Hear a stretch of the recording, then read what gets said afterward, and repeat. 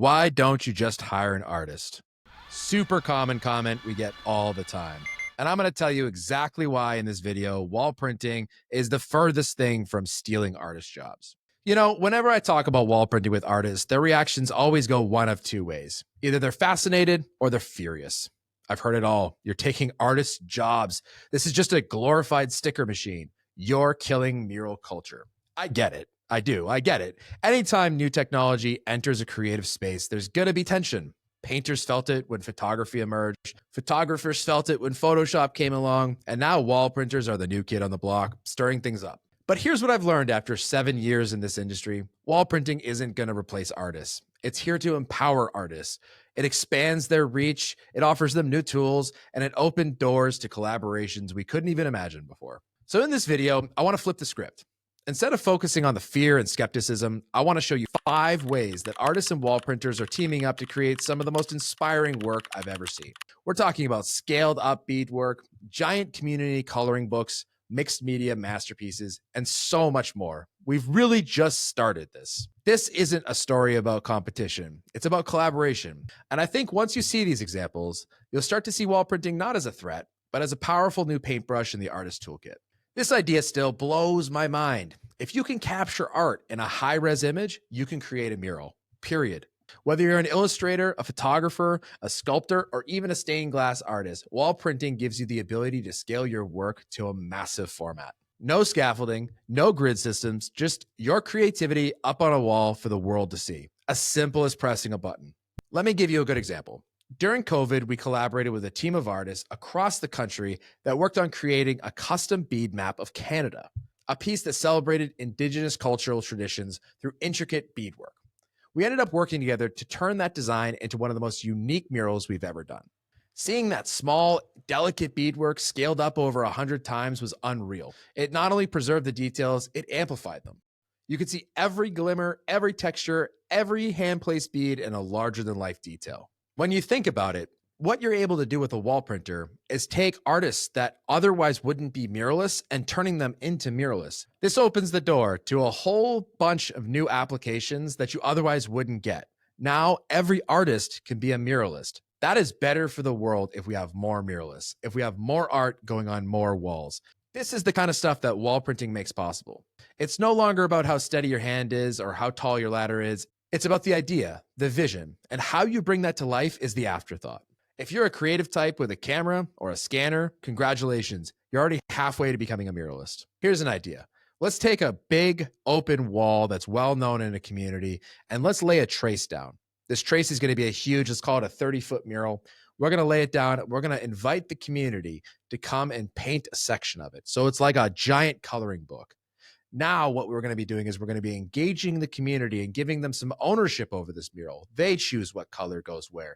They let their kid choose the color of the eye of the eagle. Now, what you've done is you've shifted the ownership directly into the hands of the community. Now, what it is the community's expression of that wall, the community's expression of who they are. Now they get to own a piece of it. And that experiential marketing, that ability to get people to engage with it is going to give it so much more meaning long term. Think of a kid growing up remembering the time that they painted that mural and being able to show their kid that. It gives the community a nice anchor point and a sense of ownership over a piece that otherwise maybe gets forgotten or gets covered up later. Now what you have is art in more communities with more people with more engagement than you did before. Wall printing has that effect. Wall printing allows you to engage with more communities, to put more art in better places that otherwise would be too expensive for them to do. There are plenty of examples of murals shaping a space. You drive by a certain building in the city, you know that building because of the mural on the wall. Now what you get to say is that's our building. The community owns a piece of it. It allows people to, over time, remember when it went up. It gives it context and it gives it ownership. And what better way to have ownership over a mural than having participation in that piece of art? This is where things get really fun because wall printing doesn't have to be the final step. In fact, one application I think deserves more attention is the idea of mixing printed elements with traditional hand-painted ones. Think about it like this. Wall printing is your precision base layer. It gives you accurate lines, textures, even full color foundations in minutes. But once the printer rolls away, that's when the brushes, the spray cans, the gold leaf, even sculptural pieces can come in. I've seen artists use wall printing to lay down complex geometric shapes, then hand paint gradients and shadows that make the whole thing pop. Other artists print vintage photos and then add lettering or painted effects on top. The combinations are endless. This kind of collaboration gives you the best of both worlds: the speed and precision of digital tools and the soulfulness and spontaneity of traditional media. And the best part, you don't have to compromise. Artists keep their signature style, wall printers help bring it to scale, and the result is something truly original, something neither could have done alone, but in fact together makes it significantly better. There are so many cool ways and different applications that you could use this in the art. Absolutely love collages, taking magazine cutouts, vintage newspapers, and putting them together and then printing on top of them. All kinds of fun and interesting materials that you traditionally wouldn't even bother printing on, you can incorporate in and then finish by hand. And this is really the best of both worlds. Now, what you're doing is you're allowing this to act the way that it was intended, as a tool. It isn't art itself, but when that person uses it to maintain their vision, they're going to be able to do something that otherwise would have been out of reach. It's printing and it's being an artist. This kind of collaboration gives you the best of both worlds. You get the speed and precision of digital tools and the soulfulness and spontaneity of something done by hand. And the best part, you don't even have to compromise. You can choose to do both. You keep your signature style, wall printers help bring it to life. And as I mentioned, now what you can do is you can collaborate across the ocean. Now you can use the benefit of digital connectedness to bring your art into new places. Wall printers help bring it to scale. It helps connect the world, various artists in various places working together to come up with unique and interesting collaborations that you otherwise wouldn't be able to try. There's a trend we're seeing more and more with muralists. Artists creating entire works digitally on iPads, tablets, you name it. It's fast, intuitive, it gives them a creative freedom. But here's the thing, most of these pieces never make it to the wall. Why? Because translating digital art into a mural is incredibly time consuming. Scaling it up, redrawing it by hand, painting it in layers, it's a massive ordeal. And for a lot of muralists, the physical process can be grueling. I've had more than one artist tell me, if I could just focus on creating the artwork and not the install, I'd be a lot happier. That's where wall printing changes the game. It lets artists do what they do best, create, and takes care of the hard part, putting it on the wall. Suddenly, those digital sketches aren't stuck on a screen. They're 12 feet tall. They're on brick walls, wood panels, and concrete sides of buildings. This opens the door to artists who want to be muralists, but they don't want to have to go through all the hassle of trying to get a mural onto a wall. It makes their digital art tangible, public, experiential. Wall printing doesn't replace the artist process, it extends it. And in doing so, it brings more art into the world that might have never seen the light of day otherwise. Ever since iPads have come out and you've had the ability to do digital sketches, everyone's doing it a lot more. You're seeing people who have a creative streak turn it into artwork. It's really fascinating, and it's a good thing in our experience.